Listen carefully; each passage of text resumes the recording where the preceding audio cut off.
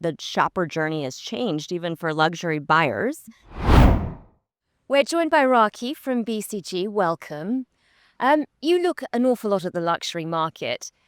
Everybody thinks of luxury in terms of, exclusivity, craft, something really specially worked on. How on earth does GenAI fit into that world? Yeah, a good question. I mean, I think this is something that everybody is thinking about, including the luxury leaders that I've spoken to and we've interviewed and surveyed. And the thing is, what we found is it doesn't need to take away from the craft of luxury or the storytelling of luxury. If done the right way, AI and Gen AI can enhance it.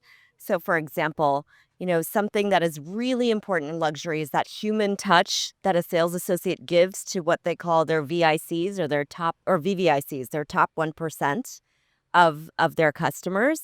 And so this is like, if you think about it, old school black book, let me write the preferences, let me tailor to them, let me WhatsApp or let me message them one-to-one. This can only be done for a max of 30 clients.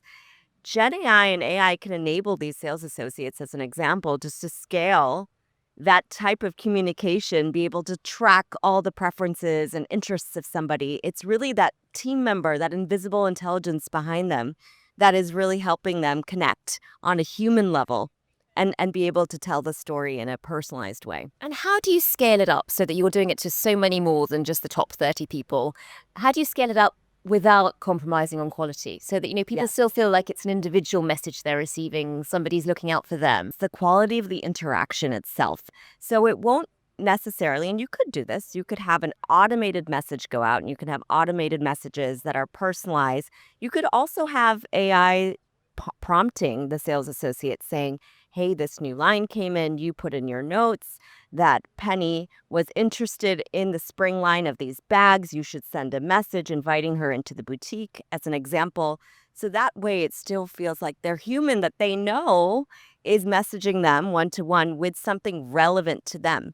I mean, think about it. Most brands, after you go purchase a high-quality luxury product, spending thousands of euros or dollars on it, they get some email from the brand that's not personalized. It's just generic, basically a newsletter, right? Think about how nice it would be to have a follow-up that's tailored to you and your interaction that you had in a store or online. So this can actually increase the luxury experience. I think so. I mean, what we found in our survey was 56% of luxury buyers today are not satisfied with their experience. Yes, and I think this has a lot to do with the fact that the industry right now caters to those VVICs, but they're missing out on the VICs, and this will really help them scale. We also know that the shopper journey has changed even for luxury buyers. Yes, 64% of them still shop in stores, but we know that many of them are increasingly shopping online, about 38%, and they do a lot of their research pre and post purchase online as well. So we have to meet them where they are in that experience. How do you advise luxury brands who are looking to take on this sort of technology? How do you advise them to do it in a way that will boost their businesses, but without in any way compromising on the quality that people expect from those brands? Absolutely. I think there are a couple things. Luxury in general has been slow adopters of technology. They were later to e-commerce, later to putting their brands online, but they did come eventually, right? There were some leaders and some laggers. I think right now we see them experimenting with this invisible part, invisible intelligence. But not to the sales associate, interestingly enough. It's more about inventory planning. It's more about supply chain management. And what they should be doing or thinking about doing is, how does this translate to the customer experience? And what are the ways I can invest in that to increase revenue?